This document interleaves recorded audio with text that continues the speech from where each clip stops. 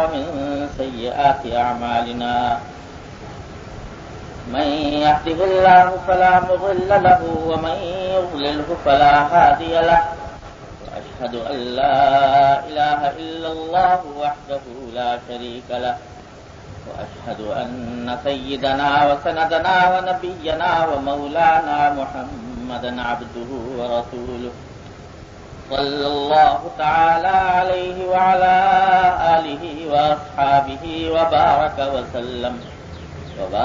وسلم تسليما كثيرا أما بعد قال ابن مسعود رضي الله تعالى عنه لأن ألحس بجمرة أحرقت ما أحرقت وأبقت ما أبقت أحب إلي من أقول لشيء كان ليته لم يكن أو لشيء لم يكن ليته كان.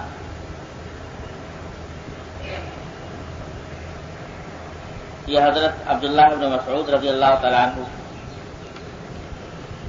صحابی ہیں نبی کریم سرور دو عالم صلی اللہ علیہ وسلم کے.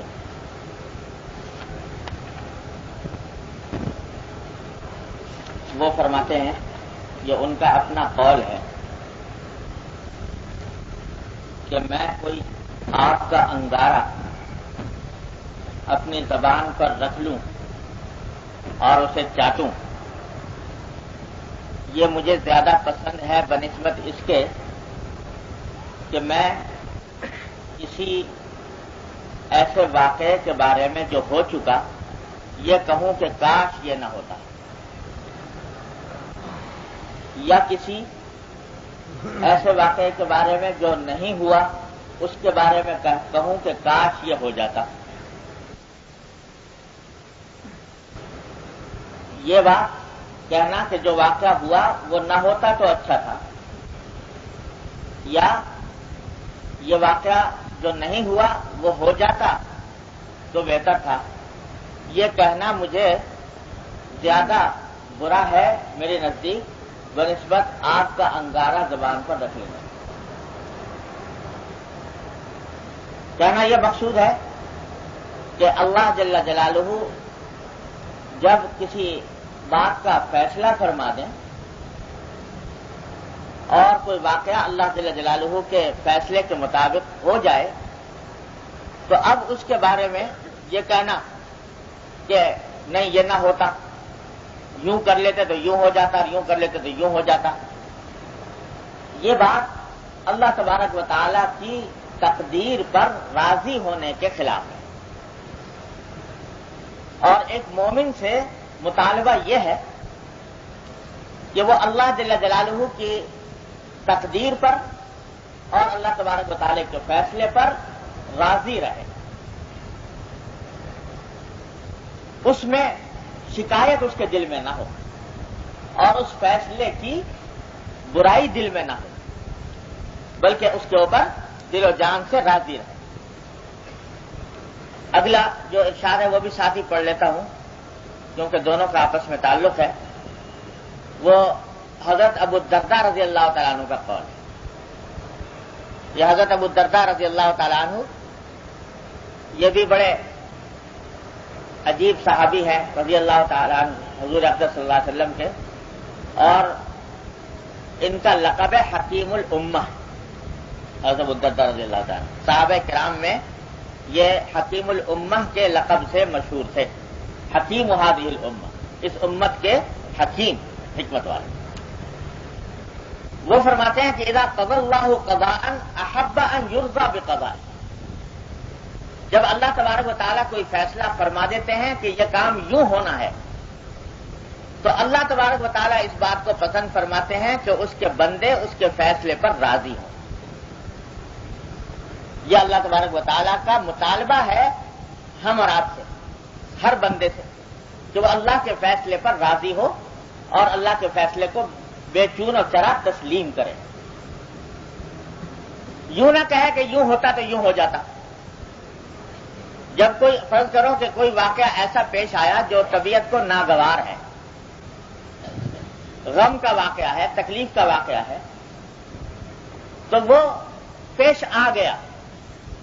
اب پیش آنے کے بعد اس میں یہ کہنا کہ یوں کر لیتے تو نہ ہوتا، یہ حدیث میں نبی کریم سرور دو عالم صلی اللہ علیہ وسلم نے صراحتاً اس سے منع فرمایا کہ ان لو تفتح عمل الشیطان، کہ یہ اگر کا لفظ جو ہے یہ شیطان کے عمل کا دروازہ کھول دیتا ہے. اگر یوں کر لیتے تو یہ واقعہ یوں نہ ہوتا. فلاں شخص کا انتقال ہو گیا، اگر فلاں ڈاکٹر سے علاج کرا لیتے تو نہ ہوتا. فلاں چیز گم ہو گئی، اگر یہ تدبیر کر لیتے تو نہ ہوتا. یہ فرمایا کہ شیطان کا عمل کھول دیتا ہے، شیطان کے عمل کا راستہ کھول دیتا ہے. ارے جو واقعہ پیش آیا وہ تو آنا ہی تھا، اللہ تبارک و تعالیٰ کا فیصلہ تھا، اللہ تعالیٰ کی تقدیر تھی. تم ہزار جتن کر لیتے لیکن وہ فیصلہ ٹلنے والا نہیں تھا، وہ اپنی جگہ سے ہل نہیں سکتا تھا.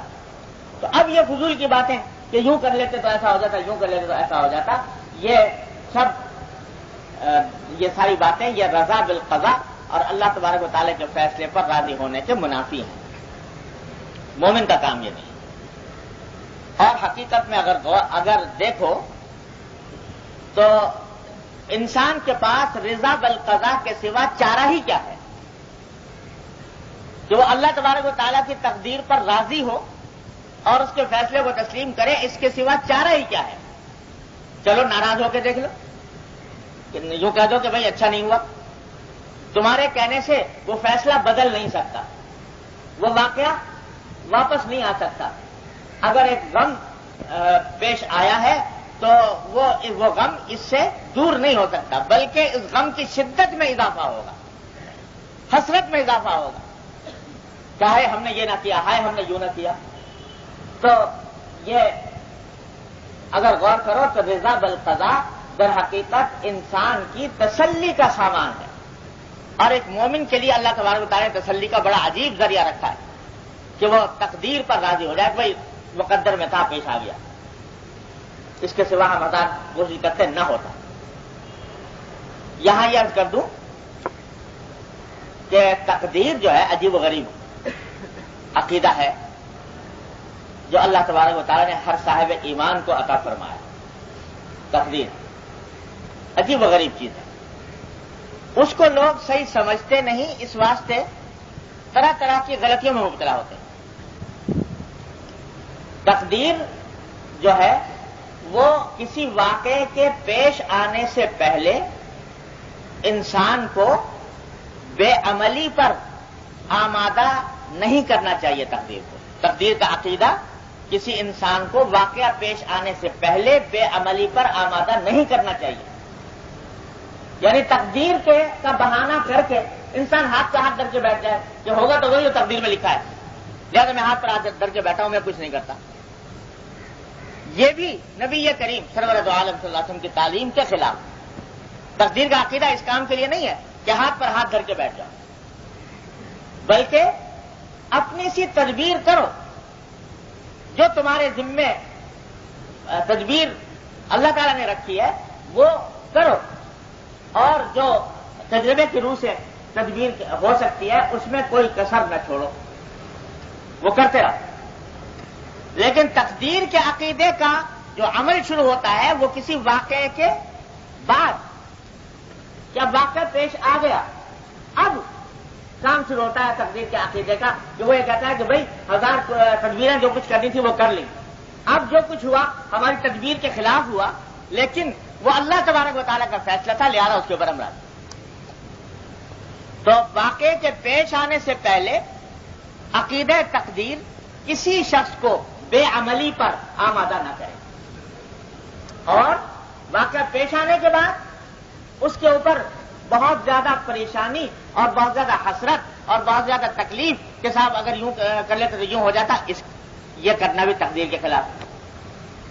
تو اللہ تبارک و تعالیٰ نے یہ دو انتہاؤں میں معتدل راستہ بتایا ہمیں آپ کو کہ جب تک تقدیر پیش نہیں آئی اس وقت تک تمہارا فرض ہے کہ اپنی سی تدبیر پوری کرو، احتیاطی تدابیر اختیار کرو، کیونکہ نہیں معلوم کہ تقدیر میں کیا ہے. اللہ حضرت فاروق اعظم رضی اللہ تعالیٰ عنہ شام کے دورے پر تشریف لے جا رہے تھے. جب شام کے دورے میں راستے میں پہنچے تو پتہ لگا کہ شام کے علاقے میں طاعون پھوٹ پڑا ہے, طاعون کی وبا. اور اتنا زبردست طاعون تھا, طاعون امواس کے نام سے مشہور ہے. اتنا زبردست طاعون تھا کہ بیٹھے بیٹھے انسان رخصت ہو جاتا تھا. کھڑے کھڑے طاعون کا حملہ ہوا اور چند گھنٹوں کے اندر ختم ہو گیا. ہزارہا صحابہ کرام اس میں شہید ہوئے ہیں طاعون میں. آج بھی اردن کے اندر حضرت ابو عبیدہ بن جراح رضی اللہ تعالیٰ عنہ کے مزار کے پاس پورا قبرستان بھرا ہوا ہے ان صحابہ کرام سے جو طاعون امواس میں شہید ہوئے. زبردست طاعون پھیلا. تو جب راستے میں پہنچے پتہ چلا کہ جس جگہ جا رہے ہیں وہاں پر طاعون کی وبا پھیلی ہوئی ہے. جائیں کہ نہ جائیں, کیا کریں؟ مشورہ کیا تو حضرت عبد الرحمن بن عوف رضی اللہ تعالیٰ نے حدیث سنائی کہ نبی کریم سرور دو عالم صلی اللہ علیہ وسلم نے یہ ارشاد فرمایا ہے کہ اگر کسی جگہ پر طاعون کی وبا پھوٹ پڑے تو جو لوگ اس سے باہر ہیں اس علاقے سے وہ اس علاقے میں نہ جائیں, اور جو لوگ اس علاقے میں رہ رہے ہیں وہ وہاں سے بھاگے نہیں. جو لوگ رہ رہے ہیں وہ وہیں پر رہتے رہیں, اور جو لوگ باہر ہیں وہ اندر داخل نہ. یہ ارشاد ہے نبی کریم صلی اللہ علیہ وسلم. تو یہ جب حدیث سنائی حضرت عبد الرحمن بن عوف رضی اللہ تعالیٰ عنہ کی تو حضرت فاروق اعظم رضی اللہ تعالیٰ عنہ نے فرمایا کہ بھائی صاف صاف حضور کا ارشاد ہے کہ ایسے علاقے میں داخل نہیں ہونا چاہیے, لہذا داخل ہونے کا ارادہ ملتوی کر دو, وہاں جانے کا ارادہ ملتوی کر دو. تو اس موقع پر ایک صحابی نے, اور کہا جاتا ہے کہ حضرت ابو عبیدہ بن جراح تھے رضی اللہ تعالیٰ عنہ جو اس وقت وہاں کے گورنر تھے, انہوں نے کہا حضرت فاروق اعظم رضی اللہ تعالیٰ عنہ سے کہ اتفر من قدر اللہ, کہ کیا آپ اللہ کی تقدیر سے بھاگ رہے ہیں, اللہ کی تقدیر سے بھاگ کر جانا چاہتے ہیں کہیں؟ اگر اللہ نے تقدیر میں لکھی ہے طاعون اس سے موت آنا تو وہ تو آ کے رہے گی, اور اگر نہیں لکھی تو جائیں نہ جائیں برابر ہے. کیا آپ تقدیر سے بھاگتے ہیں؟ تو فاروق اعظم رضی اللہ تعالیٰ نے جواب میں فرمایا کہ لو غیرو کا قالہا یا ابا عبیدہ, اے ابو عبیدہ یہ جملہ آپ کے سوا کسی اور نے کہا ہوتا تو میں اس کو معذور سمجھتا, لیکن آپ تو پوری حقیقت سے آگاہ ہیں, آپ کیسے یہ بات کہہ رہے ہیں کہ میں تقدیر سے بھاگ رہا ہوں؟ پھر فرمایا کہ نعم نفر من قدر اللہ الی قدر اللہ, ہم اللہ کی تقدیر سے بھاگ رہے ہیں, اللہ کی تقدیر کی طرف بھاگ رہے ہیں. کیا مانا کہ جب تک واقعہ پیش نہیں آیا اس وقت تک ہمیں حکم ہے احتیاطی تدابیر اختیار کرنے, اور وہ احتیاطی تدابیر عقیدہ تقدیر کے خلاف نہیں بلکہ اس کے اندر داخل ہیں. نبی کریم صلی اللہ علیہ وسلم کا ارشاد ہے کہ بھائی احتیاطی تدابیریں اختیار کرو. تو یہ ہم تقدیر سے نہیں بھاگ رہے, جہاں بھاگ رہے ہیں وہ اللہ کی تقدیر ہے, اللہ کی تقدیر کی طرف بھاگ رہے ہیں. تو ہمیں نہیں معلوم کہ آئندہ کیا پیش آنے والا ہے واقعہ, لیکن ہمیں حکم یہ دیا گیا ہے کہ ہم احتیاط کریں, تدبیریں اختیار کریں, چنانچہ ہم اسی حکم پر عمل کرتے ہوئے جا رہے ہیں. باقی اگر اس کے باوجود ہماری قسمت میں لکھا ہے طاعون کا پیش آ جانا تو ہم اس کو ٹال نہیں سکتے, آ جائیں اس پر راضی رہیں گے, لیکن اپنی سی تدبیر ہمیں پوری کریں. یہ ہے مومن کا عقیدہ کہ تدبیر پوری کی, لیکن تدبیر کرنے کے بعد معاملہ حوالے کر دیا اللہ جل جلالہ کے کہ یا اللہ یہ جو کچھ تدبیر ہمارے ہاتھ میں تھی وہ تو ہم کر گزرے, اب معاملہ آپ کے اختیار میں ہے, آپ کا جو فیصلہ ہوگا, آپ کی تقدیر کا جو فیصلہ ہوگا اس کے اوپر ہم راضی رہیں گے, اس کے اوپر ہمیں کوئی اعتراض نہیں. تو عقیدہ تقدیر واقعے کے پیش آنے سے پہلے انسان کو بے عملی پر آمادہ نہ کرے. جیسے جو بعض لوگ تقدیر کے عقیدے کو بہانہ بناتے ہیں بے عملی کا, کتاب ہوگا تو وہی جو لکھا ہے تقدیر میں, تو کریں کیوں, اب بیٹھ جاؤ ہاتھ پہ ہاتھ رکھے. نہیں, اسلام کی تعلیم یہ نہیں. اپنی تدبیر کرتے رہو, ہاتھ پاؤں ہلاتے رہو, آخر دم تک ہلاتے رہو, لیکن اس ساری تدبیر کے نتیجے میں کے بعد اگر واقعہ اپنی مرضی کے خلاف ہو گیا تو بس پھر اس کے اوپر راضی رہو کہ ہاں ہم نے تدبیر تو کر لی تھی, اب جو اللہ نے فیصلہ کر دیا وہ ہمارے ہاتھ میں بہتر, وہ صحیح. آگے ہم کچھ نہیں کر سکتے. تو اگر یہ نہ کرو، کہہ دو کہ صاحب ہوا غلط ہوا، بہت برا ہوا اور فیصلہ غلط ہوا، کیا ہوگا نتیجہ؟ جو واقعہ پیش آنا تھا وہ اس سے بدل نہیں سکتا تمہارے اس سے، بلکہ پھر آخر میں جا کر سر تسلیم خم کرنا ہی پڑے گا. تو پہلے ہی دن کیوں نہ کر لو کہ جی جو فیصلہ اللہ تعالیٰ کا ہے وہ ہم اس کے بتا دیں. اب ذرا سی بات سمجھنے کی یہ ہے کہ ابھی شاید پچھلے جمعہ کو یا اس سے پہلے والے جمعہ کو میں نے بہت لمبی آپ سے عرض کیا تھا صبر کے بارے میں، اور یہ کہا تھا کہ اگر کسی تکلیف دہ واقعہ پیش آئے، اس پر انسان کو غم ہو، صدمہ ہو، تکلیف ہو، روئے، تو یہ کوئی صبر کے منافی نہیں، کوئی گناہ نہیں. تو سوال یہ پیدا ہوتا ہے کہ بھائی ایک طرف آپ کہہ رہے ہیں کہ غم کرنا جائز ہے، صدمہ کرنا جائز ہے، اور اس غم اور صدمے کا اظہار بھی جائز ہے اور رونا بھی جائز ہے، اور دوسری طرف یہ کہہ رہے ہیں کہ فیصلے پر راضی رہو. تو راضی کیسے ہو غم کے ساتھ ساتھ؟ غم بھی ہے اور راضی بھی ہے، یہ دونوں چیزیں کیسی جمع ہو؟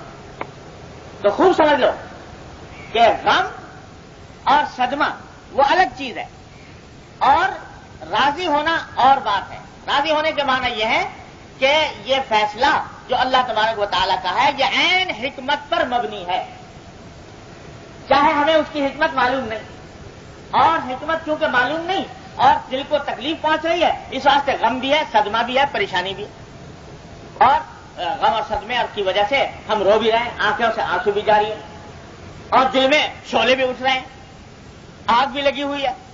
لیکن ساتھ ساتھ یہ جانتے ہیں کہ جو فیصلہ اللہ تعالیٰ نے کیا وہ برحق ہے، حکمت پر مبنی ہے، اور ہمیں اس کی حکمت کیا معلوم ہو کہ نہ ہو وہ برا ہے.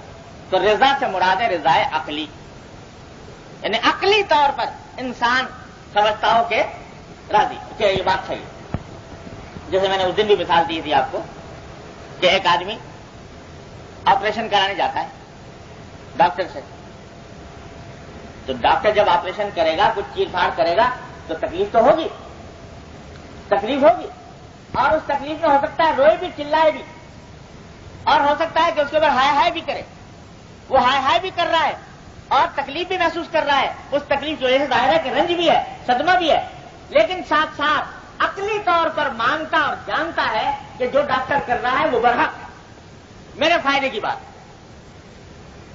ورنہ اور الٹا پیسے دے رہا ہے اس کی خوشامدیں کر رہا ہے کہ میرا آپریشن جلدی کر دو، اور اس کی فیس بھی ادا کر رہا ہے. کیوں؟ اس واسطے کہ عقلی طور پر جانتا ہے کہ یہ جو چوٹ لگ رہی ہے مجھے، یا یہ جو صدمہ، یہ جو تکلیف پہنچ رہی ہے، معال کار اور انجام کار میرے حق میں بہتر ہونے والی.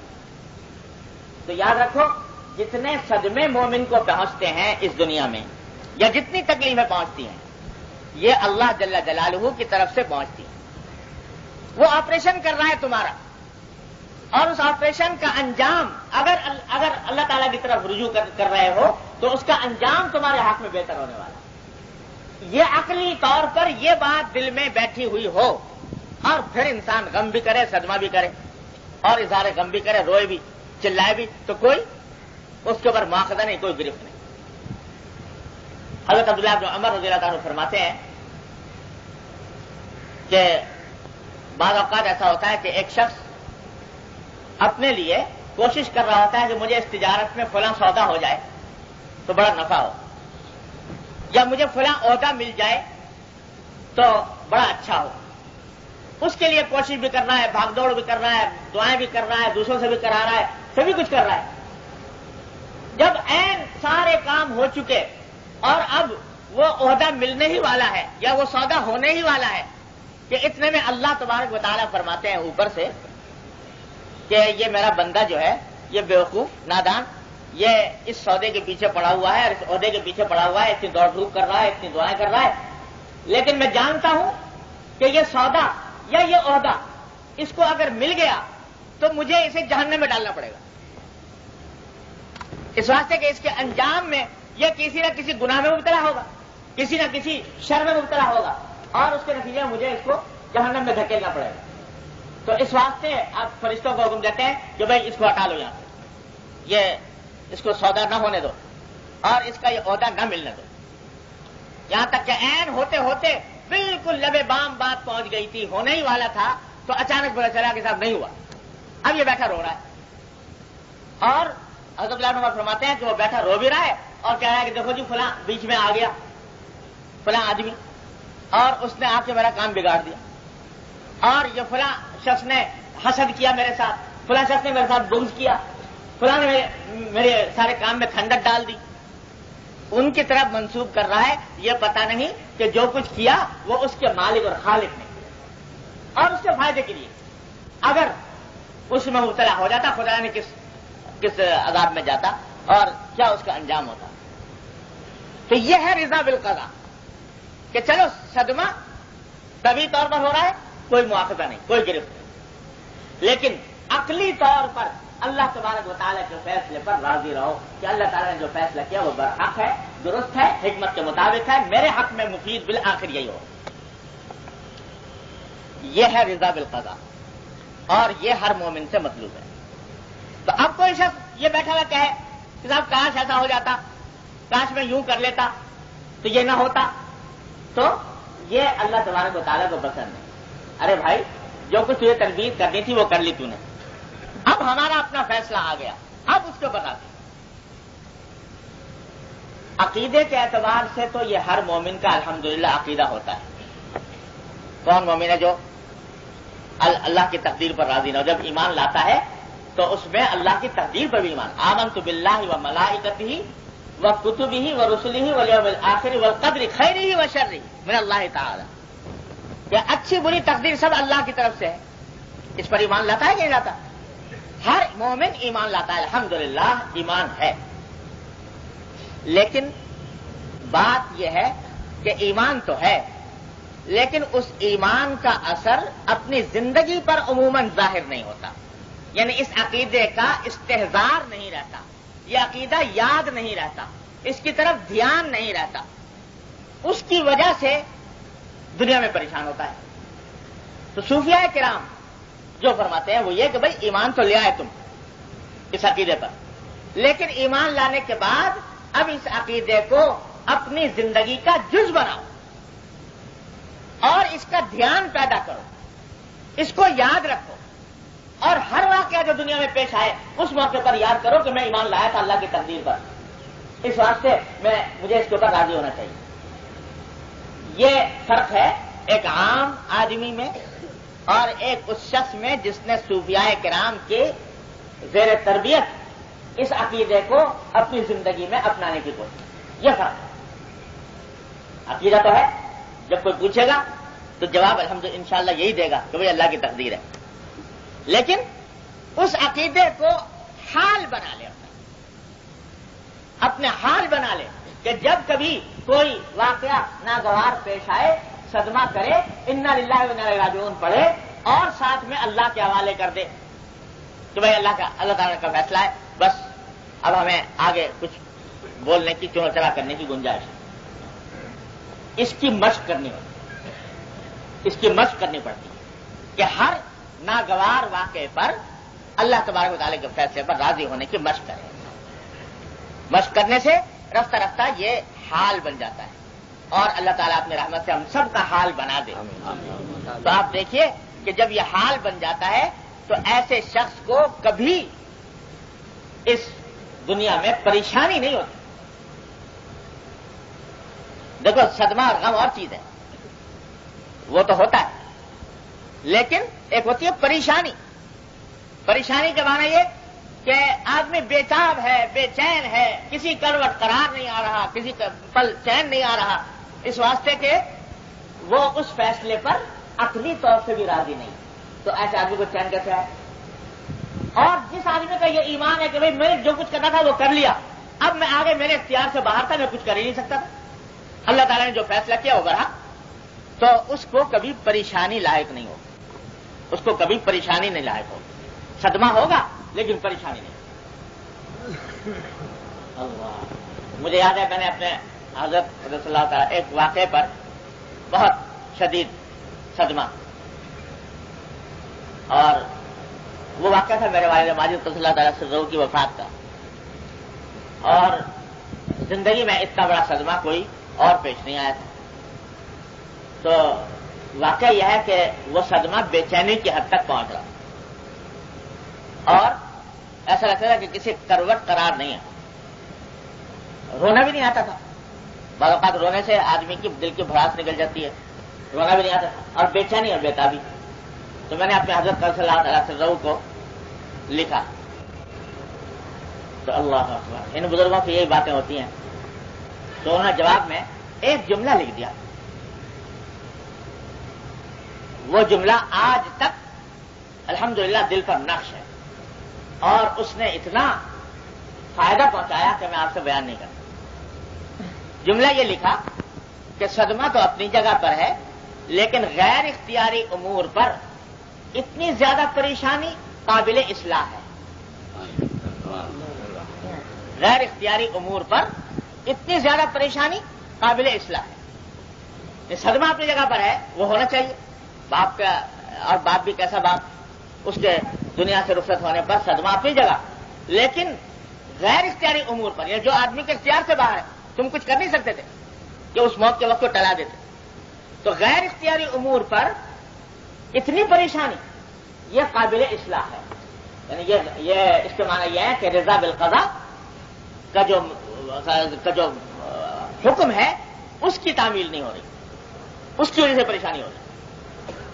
آپ یقین فرمائیے کہ یہ جملہ پڑھنے کے بعد ایسا معلوم ہوا کہ کسی نے سینے پر برف رکھ اور آنکھیں کھول دی کہ بھائی غیر اختیاری معاملہ ہے، اس غیر اختیاری معاملے کے اوپر صدمہ کر لو، لیکن یہ پریشانی اور بےتابی کہ کسی پل قرار نہیں کسی. ارے بھائی اللہ جل جلالہ پر بھروسہ کرو، اللہ تعالیٰ کی طرف رجوع کرو. اور یہ پریشانی کاہے کی؟ پریشانی اس کو ہو کہ جس کو اللہ تعالیٰ کی تقدیر پر بھروسہ. ایک اور جملہ یاد آ گیا حضرت کا. ایسے ہی ایک موقع کے اوپر میں نے خط میں لکھ دیا کہ حضرت فلاں بات کی وجہ سے سخت پریشانی ہے. یہ دوسرے شیخ کی بات کر رہا ہوں، حضرت مولانا مسیح اللہ خان صاحب صلی اللہ تعالیٰ سے. ان کو خط لکھ دیا کہ اس وجہ سے پریشانی ہے. تو جواب میں جملہ لکھا حضرت نے کہ جس شخص کے اوپر الفاظ کو یاد نہیں رہا، مفہوم یہ تھا کہ جس شخص کے پاس اللہ جل جلالہ کے ساتھ تعلق ہو، اس کا پریشانی سے کیا تعلق؟ جس کا اللہ ہو اس کا پریشانی سے کیا تعلق؟ صدمہ تو برحق، لیکن پریشانی یہ اس بات کی دلیل ہے کہ اللہ تعالیٰ کے ساتھ تعلق مضبوط نہیں. اللہ کے ساتھ جب تعلق مضبوط ہو تو پھر پریشانی کی کیا بات. پھر اللہ تعالیٰ جو کچھ صدمہ ہو رہا ہے، دکھ ہو رہا ہے، اللہ میں سے کہو کہ اللہ یہ ہو رہا ہے اور آپ اس کو دور فرما دیجیے. پھر وہ اگر جو فیصلہ فرمائے اس پر راضی رہو، تو پریشانی کہے گی. تو اگر رضا بالقضاء حال بن جائے اور جسم و جان کے اندر داخل ہو جائے تو پریشانی کا گزر نہیں ہوتا. حضرت ذوالنون مصری رحمۃ اللہ علیہ سے کسی نے پوچھا، کسی نے جا کر کہ حضرت کیا حال ہے؟ کہا بہت مزہ ہے، بڑے مزے میں ہوں. ایسا مزہ؟ ہاں اتنا مزہ ہے کہ بتاؤ اس شخص کے مزے کا کیا پوچھتے ہو کہ اس کائنات میں کوئی واقعہ اس کی مرضی کے خلاف نہیں ہوتا. جو واقعہ ہوتا ہے وہ اس کی مرضی کے مطابق ہوتا ہے. یعنی جو کچھ بھی ہو رہا ہے دنیا میں وہ میری مرضی کے مطابق ہو رہا ہے. اس کا کیا حال پوچھتے لوگ نے کہا صاحب یہ انبیاء کو بھی حاصل نہیں ہوئی بات کہ صاحب جو کچھ چاہیں وہ ہو جائے، جو مرضی ہو جائے. یہ کیسے آپ کا کیسے ہو رہا ہے؟ میں تو اپنی مرضی اپنے مالک کی مرضی کے تابع. سر سلامت رہے کہ تو اس کے اوپر اس کی مثال دیتے ہیں. فرماتے ہیں کہ اس کی مثال یوں ہے کہ ایک شخص ہے محبوب اپنا اور اس سے غائب درجہ محبت ہے. بہت عرصے سے ملاقات نہیں ہوئی، غائب ہے. اچانک کسی موقع پر وہ محبوب آ جاتا ہے اور پیچھے سے زور سے بھیجتا ہے، دباتا ہے، ایسی کہ پسلیاں ادھر کی ادھر ہونے لگی. یا چٹکی لیتا ہے زور سے. اب تکلیف ہو رہی، وہ رویا چلایا کہ بھئی کون ہے کیا ہے؟ تو اس وقت محبوب کہتا ہے کہ میں تو فلاں ہوں جو تجھے دبا رہا ہوں، اگر تجھے یہ ناپسند ہے تو چلو تمہیں چھوڑ دیتا ہوں، تمہارے کسی رقیب کو پکڑ کے دباتا ہوں، تو تمہیں کیا منظور ہے بتاؤ؟ تمہیں دباؤ یا تمہارے کسی رقیب کو دباؤ؟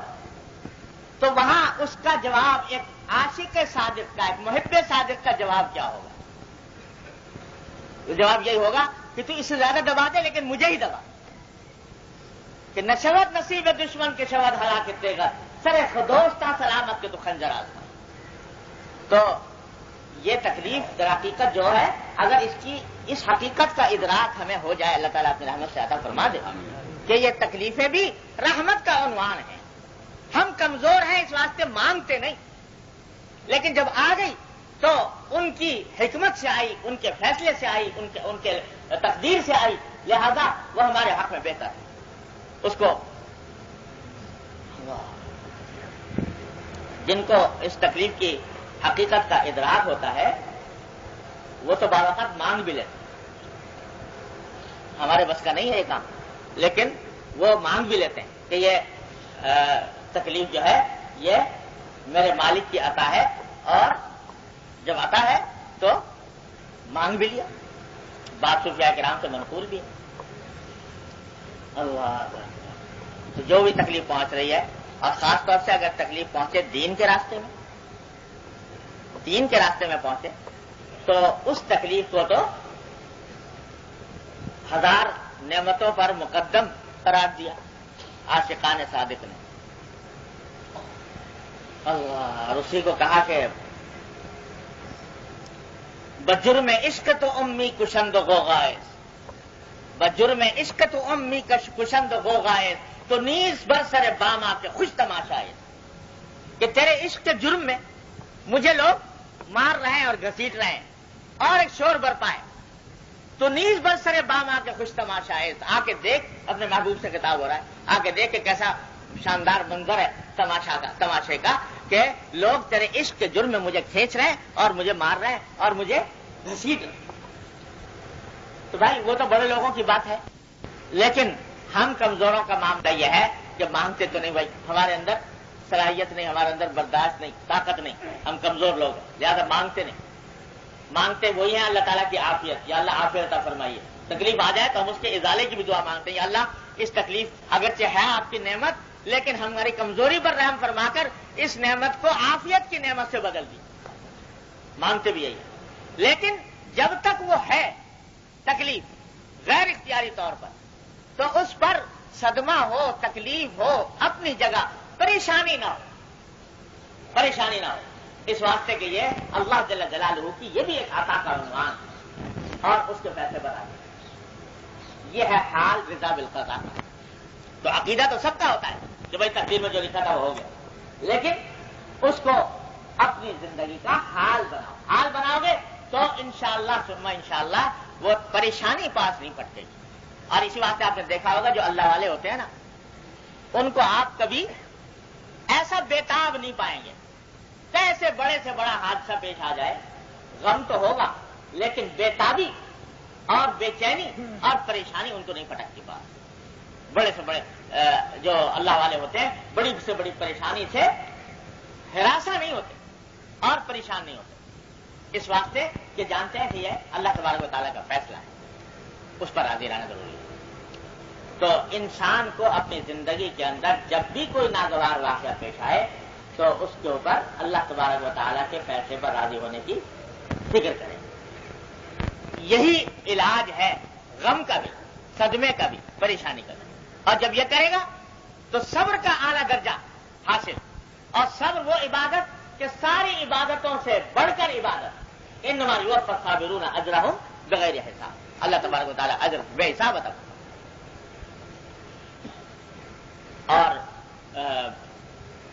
یوں ہر موقع کے اوپر یہ بھی ذرا سوچا کرو کہ دیکھو اس کائنات میں کوئی بھی شخص ایسا ہو ہی نہیں سکتا جس کو اپنی زندگی میں کبھی کوئی تکلیف نہ پہنچے۔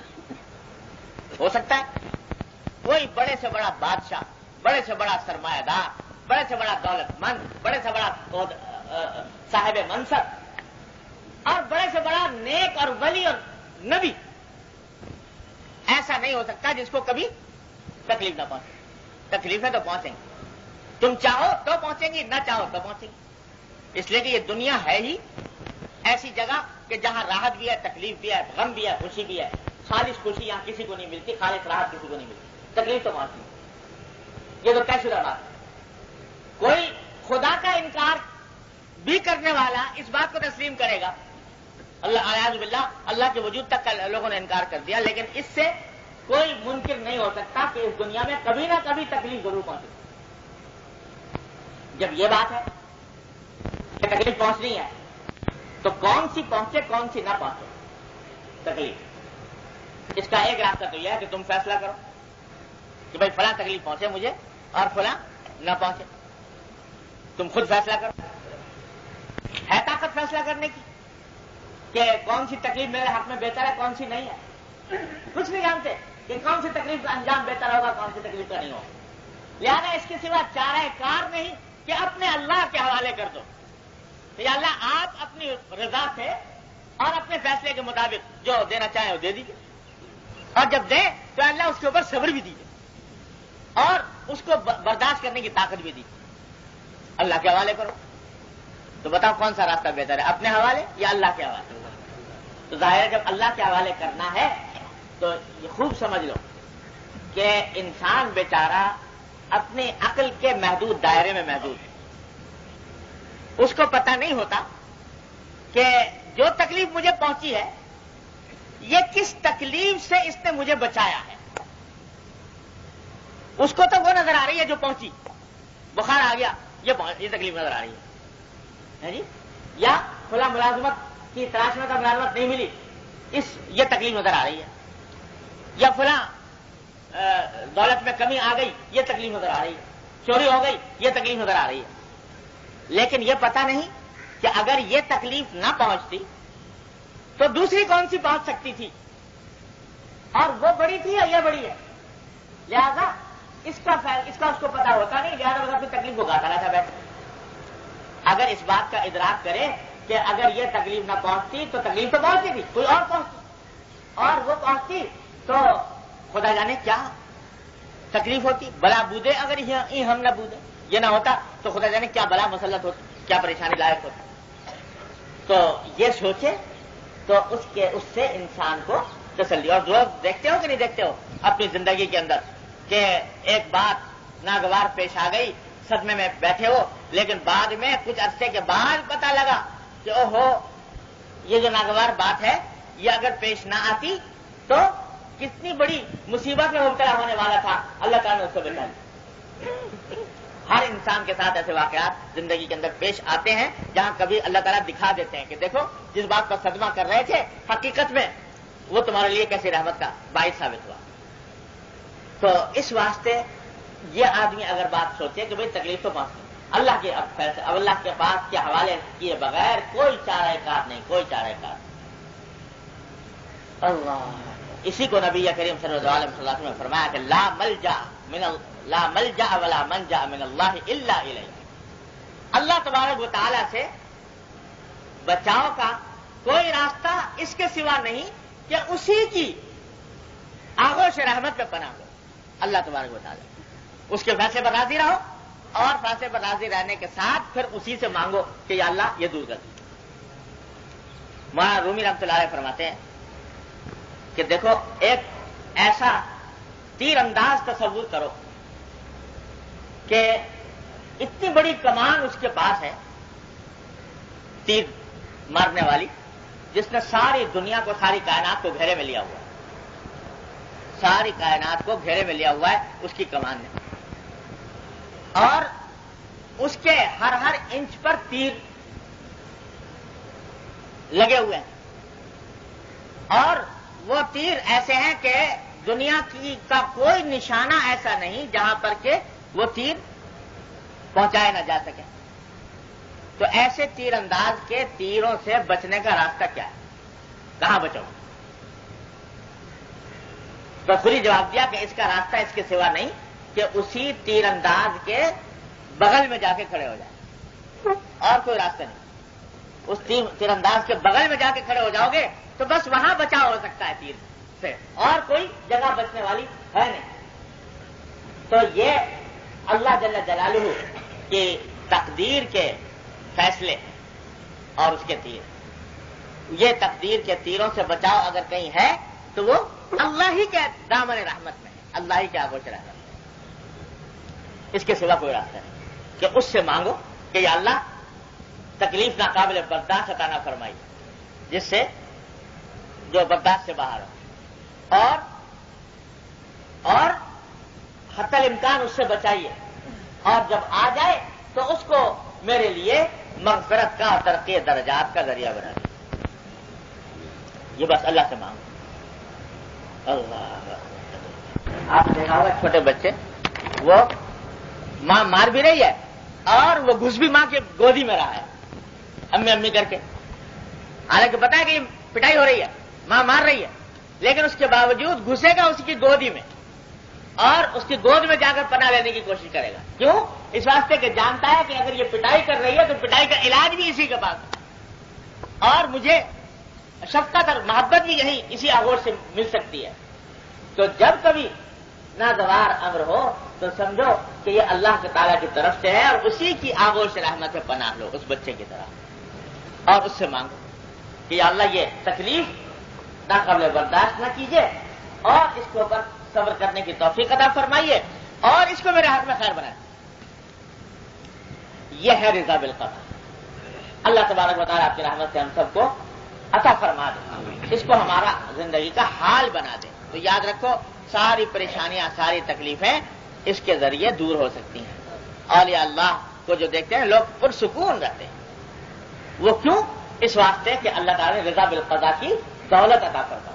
اللہ اپنی رحمت سے اللہ تعالیٰ ہم سب کو اس کی توفیق عطا فرما۔ لا الہ الا اللہ۔ یہ آگے ایک مرفوع حدیث ہے نبی کریم صلی اللہ علیہ وسلم کہ نبی کریم صلی اللہ علیہ وسلم نے ارشاد فرمایا کہ اذا اراد اللہ بعبد خیرا ارضاہ بما قسم له وبارک له فیہ واذا لم یرد به خیرا لم یرضہ بما قسم له ولم یبارک له فیہ۔ صاف صاف بتا دیا نبی کریم صلی اللہ علیہ وسلم کہ جب اللہ تعالیٰ کسی بندے سے خیر کا ارادہ فرماتے ہیں، بھلائی کا ارادہ فرماتے ہیں کسی بندے کے ساتھ، تو اس کو اپنی قسمت پر راضی کر دیتے ہیں۔ قسمت میں جو کچھ بھی ملا، جو کچھ آیا، اس پر اس کو راضی کر دیتے ہیں، مطمئن کر دیتے ہیں۔ وبارک لہ فیہ، اور اس قسمت میں اس کے لیے برکت بھی عطا فرماتے ہیں۔ یعنی ایک طرف راضی کر دیا اور دوسری طرف اس میں برکت بھی عطا فرما دی کہ چاہے تھوڑا ہے لیکن کام اس سے زیادہ نکل رہا ہے۔ وَإِذَا لَمْ يُرِدْ بِهِ خَيْرًا، اور اگر کسی سے بھلائی کا ارادہ نہ ہو والعیاذ باللہ تو لم یرضہ بما قسم له، تو اس کو قسمت پر راضی نہیں کرتے، یعنی اس کے دل میں قسمت پر اطمینان اور رضا پیدا نہیں ہوتی۔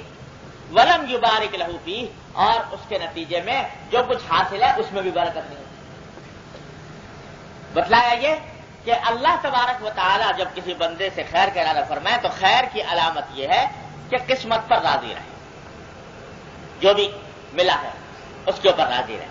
تمہیں میرے حق میں یہی بہتر تھا اور یہی مجھ کو ملا، تو اس کا نتیجہ یہ ہوتا ہے کہ اگرچہ تھوڑا ہو لیکن اللہ تعالیٰ اس میں برکت دیتے ہیں۔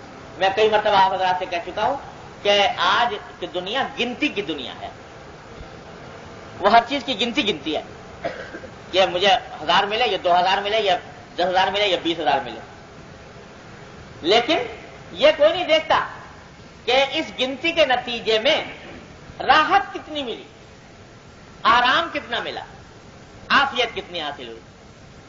اگر 50,000 مل گئے اور گھر میں ہے پریشانی، بیماریاں اور سکون میسر نہیں، ہر وقت پریشانی کے اندر مبتلا ہے، تو وہ 50,000 کس کام کے؟ یہ 50,000 برکت والے نہیں، بے برکتی والے 50,000۔ اور ایک بیچارہ اس کو 1000 ملا، لیکن 1000 کے اندر اس کو راحت میسر ہے اور آرام میسر ہے، عافیت میسر ہے، تو ہے تو گنتی میں 1000، لیکن اپنے نتائج کے اعتبار سے، اپنے حاصل کے اعتبار سے وہ 1000 والا بڑھ گیا 50,000 کے اوپر۔ یہ مانا ہے برکت کہ 1000 میں برکت، اس سے کام اتنے نکلے، فائدہ اس سے اتنا ہوا کہ اس کا کچھ ٹھکانا نہیں۔ وہ حضرت حکیم الامت قدس اللہ تعالی سرہ نے مواعظ میں لکھا، فرمایا ایک جگہ کہ لکھنؤ میں ایک صاحب سے میری ملاقات ہوئی، بڑے نواب تھے، زمینیں اور جائیدادیں اور نوکر چاکر اور خدا جانے کیا کچھ دنیا بھر کی دولتیں جمع، لیکن انہوں نے خود مجھے بتایا کہ جی بس کیا بتاؤں، یہ ساری دولتیں ہیں لیکن کوئی بیماری ایسی لاحق ہو گئی ہے کہ اس بیماری کی وجہ سے کوئی چیز کھا نہیں سکتا۔ تو وہ فرماتے ہیں، حضرت فرماتے ہیں کہ اس نے مجھے بتایا کہ مجھے میرے معالج نے یہ کہا ہے کہ تمہاری صرف ایک غذا ہو سکتی ہے، اور وہ یہ کہ قیمہ جو ہوتا ہے گوشت کا، اس کو ایک کپڑے کے اندر ڈال کر اور اس کا رس جو ہے وہ نکالو، اور رس جو ہے وہ ایک ایک چمچہ کر کے وہ منہ میں ڈالو۔ تو دسترخوان کے اوپر انواع اقسام کی نعمتیں لگی ہوئی ہیں، 1000 طرح کے کھانے کے اسباب میسر ہیں، لیکن صاحب بہادر نہیں کھا سکتے اس واسطے کہ تکلیف ہے۔ تو بتاؤ وہ نعمتیں کس کام کی، کیا کام آئی وہ؟ مانا یہ ہوئے کہ اس نعمت میں اللہ نے برکت نہیں ڈالی، اس میں اللہ تبارک و تعالیٰ نے برکت نہیں دی، اس کا نتیجہ بیکار ہو گئی۔ اور ایک آدمی ہے جناب بیچارہ مزدور ہے، کسان ہے، ساگ اور روٹی اس کو میسر ہے، لیکن بھرپور بھوک کے ساتھ کھاتا ہے اور پوری لذت کے ساتھ کھاتا ہے، اور اس کے جان کو لگتا ہے جا کر، تو یہ بہتر رہا یا وہ بہتر رہا انجام کے اعتبار؟ گنتی اس کی کم، اس کی زیادہ، لیکن راحت اس کو نصیب، اس کو میسر نہیں۔ یہ ہے برکت۔ تو اللہ تعالیٰ فرماتے ہیں کہ اگر کوئی میرا بندہ قسمت پر راضی ہو جائے، اور یہ میں پہلے بتا چکا ہوں، قسمت پر راضی ہونے کا معنی یہ نہیں کہ تدبیر چھوڑ دے، ہاتھ پہ ہاتھ رکھ کے بیٹھ جائے، کام کرتا رہے، لیکن ساتھ میں یہ راضی ہو کہ اس کام کے بعد، تدبیر کے بعد جو کچھ مجھے مل رہا ہے وہ بہتر ہے، تو بس اللہ تعالیٰ اسی میں برکت عطا فرما دیتے ہیں اس کے لیے، اور وہی اس کے لیے راحت کا سبب بن جاتا ہے۔ اور اگر قسمت پر راضی نہ ہو، ہر وقت ناشکری کر رہا ہے، تو مجھے تو ملا ہی کیا، میں تو محروم رہ گیا، میں تو پیچھے رہ گیا، میں تو پریشان ہو گیا، ہر وقت یہ گاتا پھرتا ہے، ناشکری کرتا پھرتا ہے، تو اس کا نتیجہ یہ ہے کہ جو کچھ ملا ہے، تھوڑا بہت جو ملا ہوا ہے، اس کی بھی لذت سے محروم، اس کی بھی راحت سے محروم، وہ بھی برکت، اس میں برکت نہیں۔ تو انجام تو ہونا وہی ہے جو اللہ تعالیٰ چاہیں گے، ملے گا تو اتنا ہی۔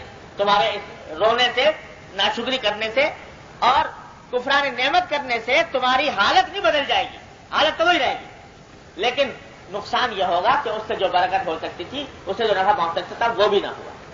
تو اس واسطے اللہ کی عطا پر راضی رہو، دولت میں، پیشے میں، اپنے صحت میں، حسن و جمال میں، ہر دنیا کی دولت میں، یہ دیکھو جو اللہ تعالیٰ نے مجھے عطا فرمایا میرے حق میں وہی بہتر۔ ہمارے حضرت کا ایک بڑا مزیدار شعر ہے یاد رکھنے کا، وہ پتہ چل جائے نا انسان کو اور وہ حال بن جائے تو سارے جھگڑے ہی ختم ہو جائے۔ وہ حضرت ہمارے فرماتے ہیں کہ مجھ کو اس سے کیا غرض، کس جام میں ہے کتنی میں، مجھ کو اس سے کیا غرض، کس جام میں ہے کتنی میں، یعنی جو دوسروں کے پیالوں میں کتنی میں بھری ہوئی ہے، اس سے مجھے کیا تعلق، مجھ کو اس سے کیا غرض، کس جام میں ہے کتنی میں، میرے پیمانے میں لیکن حاصل میں خانہ ہے، میرے پیمانے میں لیکن حاصل میں خانہ ہے۔ مجھے اس سے کیا کہ کسی کو 1000 مل گیا، کسی کو لاکھ مل گیا، کوئی کروڑپتی ہو گیا، کوئی لکھ پتی ہو گیا، کوئی کچھ ہو گیا، مجھے اس سے کیا غرض، میرے پیمانے میں لیکن حاصل میں خانہ ہے، جو کچھ مجھے ملا ہے میرے لیے تو حاصل وہی ہے، اور وہ اللہ تبارک و تعالیٰ کی عطا ہے، میں تو اسی میں مگن ہوں، اسی میں خوش ہوں، میرے پیمانے میں لیکن حاصل میں خانہ ہے۔ یہ فکر اللہ تعالیٰ ہمیں آپ کو عطا فرما دے، اسی سے قناعت حاصل ہوتی ہے، اسی سے رضا بالقضا حاصل ہوتی ہے، اسی سے تکلیفیں دور ہوتی ہیں، اسی سے صدمے دور ہوتے ہیں اللہ، اور اسی سے اجر اور ثواب میں اضافہ ہوتا ہے، اسی سے گناہ معاف ہوتے ہیں۔ اللہ تبارک و تعالیٰ کی رحمت سے اس کو ہمارا حال بنا دے۔ اللهم صل على سيدنا مولانا محمد وعلى ال محمد كما صليت على ابراهيم وعلى ال ابراهيم انك حميد مجيد۔ ربنا ظلمنا انفسنا وإن لم تغفر لنا وترحمنا لنكونن من الخاسرين. ربنا ظلمنا أنفسنا وإن لم تغفر لنا وترحمنا لنكونن من الخاسرين. ربنا ظلمنا أنفسنا وإن لم تغفر لنا وترحمنا لنكونن من الخاسرين. ربنا آتنا في الدنيا حسنة وفي الآخرة حسنة وقنا عذاب النار.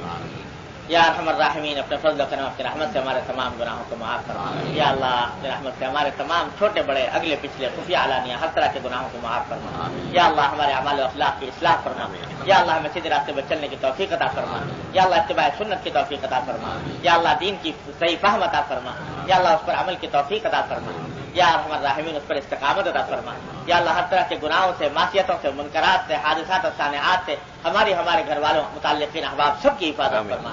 یا اللہ ہر طرح کے شر سے حفاظت فرما، ہر طرح کے فساد سے حفاظت فرما. اللهم احرسنا بعينك التي لا تنام واكنفنا بركنك الذي لا يرام. اللهم استر عوراتنا وآمن روعاتنا. اللهم رب السماوات السبع وما أضلت ورب الأرضين وما أقلت ورب الشياطين وما أضلت كلنا جارا من شر خلقك أجمعين أن يفرط علينا أحد منهم أن يطغى عز جارك وتبارك اسمك لا إله غيرك. یا ارحم الراحمین اپنے فضل و کرم سے ہر طرح کے ظاہری اور باطنی فتنوں سے ہماری حفاظت فرما. یا اللہ تمام حاضرین اور حاضرات کو ان کے تمام جائز مقاصد میں کامیابی عطا فرما. یا اللہ جن جن لوگوں نے ہم سے دعا کے لیے کہا ہے اپنی رحمت سے ان سب کی دلی مرادوں کو پورا فرما. یا اللہ جو لوگ بیمار ہیں انہیں شفا کامل و عاجل عطا فرما. جو تنگست ہے ان کی تنگستی کو دور فرما. یا اللہ جو مظلوم ہے ان سے ظلم کو رفع فرما. یا اللہ جو امتحانات دے رہے ہیں یا اللہ ان کو امتحانات کے اندر کامیابی عطا فرما. یا اللہ ہماری تمام دلی مرادوں کو عافیت کے ساتھ خوش اسلوبی کے ساتھ پورا فرما. اللهم انا نسألك من خير ما سألك منه عبدك ونبيك محمد صلى الله عليه وسلم ونعوذ بك من شر ما استعاذ منه عبدك ونبيك محمد صلى الله عليه وسلم. ربنا تقبل منا انك انت السميع العليم وتب علينا انك انت التواب الرحيم. وصلى الله تعالى على خير خلقه محمد وآله وصحبه اجمعين. آمين برحمتك يا رب.